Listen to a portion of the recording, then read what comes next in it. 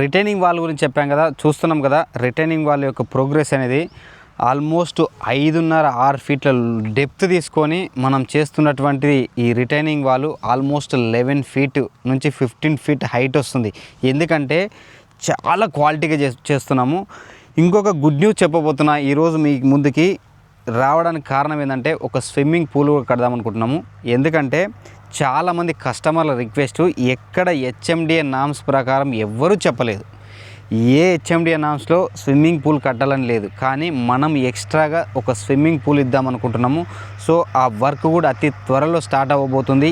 ఎక్కడ ఏ హెచ్ఎండిఏ వెంచర్లో చూసినా కానీ మీకు నేమ్ ప్లేట్ అనేది ఉండదు, కానీ మనం నేమ్ ప్లేట్తో సహా ఒక ప్లాట్ ఇవ్వబోతున్నాం.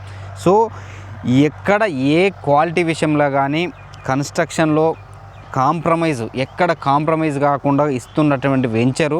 సో నెక్స్ట్ కూడా ఫ్యూచర్లో ఇది మోడల్గా నిలవబోతుంది. ఈ వెంచరు కస్టమర్లకే కాదు, ఈ కస్టమర్లు ఎక్కడైనా తీసుకున్నా సరే ఇలాంటి వెంచర్, పలానా వెంచర్ డెవలప్ చేసినట్టు ఎందుకు చేయలేదు, అలాంటి పేరు తెచ్చుకునేలాగా మా యొక్క ప్రయత్నము.